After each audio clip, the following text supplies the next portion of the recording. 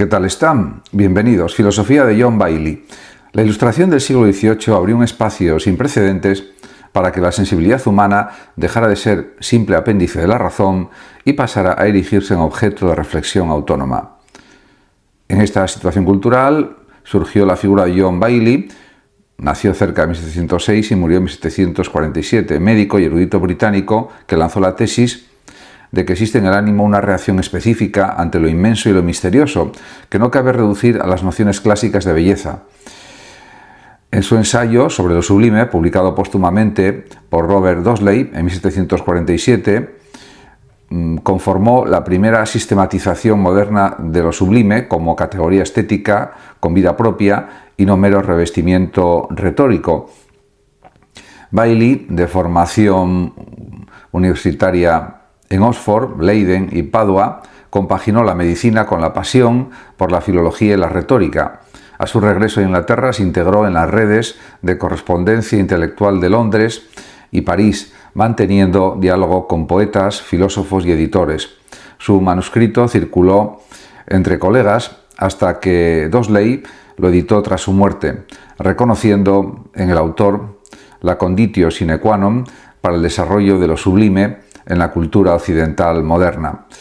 De esta forma, se puede decir que para entender la originalidad de Bailey hay que retrotraerse al Tratado sobre lo Sublime, atribuido a Pseudo Longino, siglos I-III, que durante el Renacimiento se redujo a manual de grandilocuencia verbal.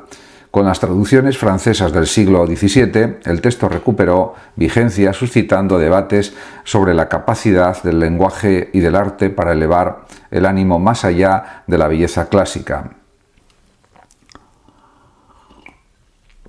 Sin embargo, hasta Bailey nadie había propuesto una fundamentación psicológica y moral del fenómeno.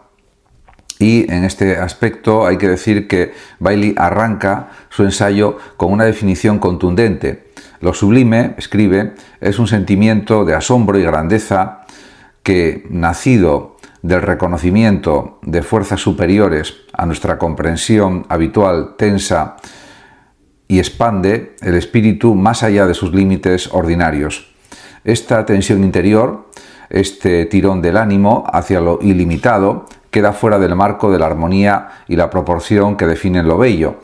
Para Bailey, lo sublime se manifiesta tanto en la naturaleza, por ejemplo, podemos pensar en las montañas colosales, los océanos tempestuosos, como en el arte, la épica homérica, los acordes dramáticos de Händel o ciertas obras pictóricas capaces de suscitar esa conmoción anímica original, y la explicación de sus causas parte de dos polos inseparables, el objeto y el sujeto. El primero impacta por su vastedad, su misterio o su poder evocador. El segundo aporta un umbral de asombro, un bagaje imaginativo y una disposición reflexiva capaz de convertir el susto en deleite.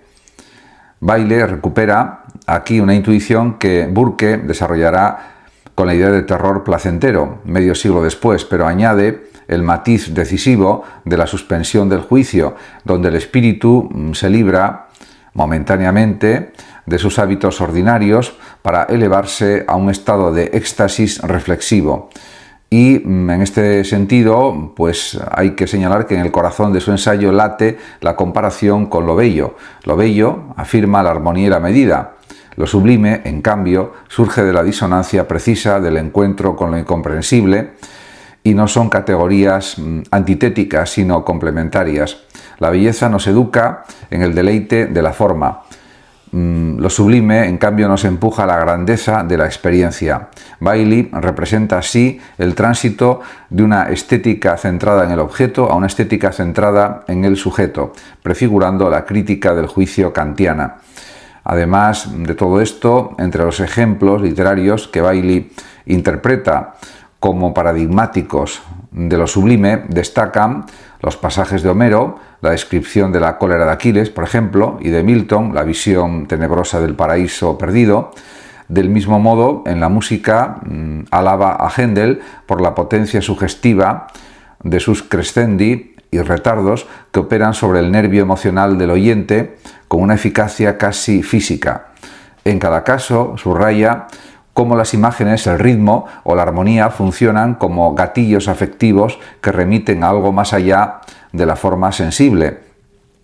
Y pues de esta manera se puede señalar que en la sección final de su ensayo sobre lo sublime, Bailey abre un puente hacia la ética y la moral. Lo sublime, sostiene, no es simple goce estético, sino experiencia elevadora. Al enfrentarnos a la inmensidad, reconocemos nuestra finitud y al mismo tiempo nuestra capacidad de superación espiritual. Esta doble conciencia, en formación de humildad y ánimo heroico, promueven virtudes como el coraje, la admiración por lo elevado y la disposición a aspirar a ideales superiores.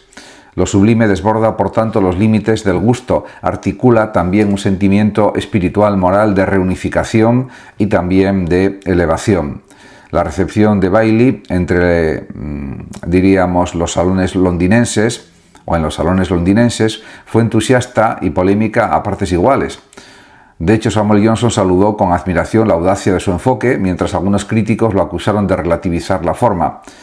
En París, una traducción parcial circuló en manuscritos en la Academia Francesa, donde algunos académicos debatieron si su definición no arriesgaba un culto a lo irracional. Aún así, su influencia fue decisiva. Burke, sin citarlo explícitamente en sus investigaciones sobre lo sublime y la belleza, de 1757, asimila la mezcla de terror y placer que Bailey había puntualizado y explicitado, y Kant, tras familiarizarse con la edición alemana de Dodsley, retoma la distinción, impulsan investigaciones sobre el éxtasis estético y la respuesta emocional a obras que despliegan monstruos, cataclismos o grandes paisajes.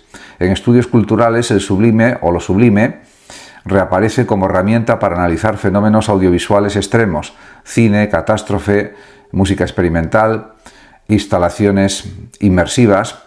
Críticos contemporáneos como Jean-François Lyotard y Paul Gilroy lo rescatan como forma de subversión frente a relatos hegemónicos, pues el asombro ante lo inconmensurable despliega potencialidades de disenso y creatividad disruptiva.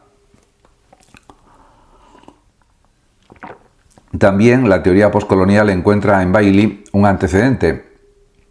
La representación de territorios ignotos o la narración de sufrimientos extremos apelan a lo sublime para denunciar la violencia y el desastre histórico, canalizando ese tirón interno hacia la reflexión ética. En el arte contemporáneo, desde Turner hasta Eliasson, las nociones bailianas de tensión y expansión siguen alimentando proyectos que provocan el vértigo colectivo, cuestionan nuestra escala humana y al hacerlo nos invitan a pensar en la otredad, lo abyecto y la fragilidad de la existencia. En este sentido, hay que decir que la filosofía de lo sublime de Bailey nos enseña que el pensamiento estético no es una rama secundaria de la filosofía, sino que incide directamente en cómo nos comprendemos a nosotros mismos y al mundo. La experiencia sublime pone en juego, en realidad, la tensión entre lo sensible y lo suprasensible, entre la materia y el espíritu, precisamente lo que Kant denominaría la facultad de la razón pura, igual que Bailey describió un éxtasis reflexivo que trasciende los sentidos. Kant situaría lo sublime en la idea de una razón sin objeto. El pasaje de la sensación al concepto, de lo finito a lo infinito, se convierte en la médula de la experiencia filosófica. Además, más allá de la teoría, el ejemplo de Bailey revela también el poder de un pensamiento modesto en su ejercicio y radical en su alcance.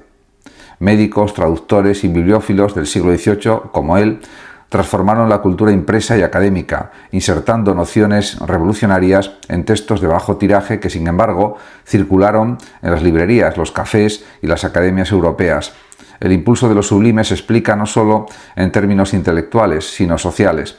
Respondía al gusto por lo sensacional, al nuevo turismo de paisajes agrestes y al interés por los fenómenos extraordinarios que caracterizó la primera modernidad. Además, en el fondo, Bailey propone una mística laica del asombro. Como pseudolongino, buscó el efecto elevatorio, pero huyó de la pomposidad vacía para arraigar lo sublime en la psicología del observador y en la ética de la experiencia.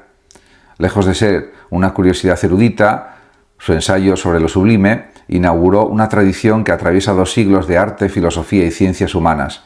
Aún hoy, cuando nos enfrentamos a lo desconocido, el espacio cósmico, la complejidad, por ejemplo, de la biología o la desmesura digital, el pensamiento de lo sublime nos brinda también un mapa para navegar entre la maravilla y el terror, la finitud y el infinito. Retomar a Bailey ahora equivale a repensar nuestro modo de habitar el mundo. Por un lado, nos ofrece una lente para descifrar las imágenes y narrativas que buscan conmovernos. Por otro, nos empuja a reconocer el valor moral de esa conmoción. Solo cuando somos sacudidos por lo inmenso podemos germinar en nosotros la capacidad de admirar, de dudar y de soñar, con horizontes que exceden nuestra comprensión inmediata. Así, lo sublime deviene experiencia fundante de la subjetividad moderna, y John Bailey, su primer cartógrafo sistemático, se sitúa en el origen de la estética contemporánea.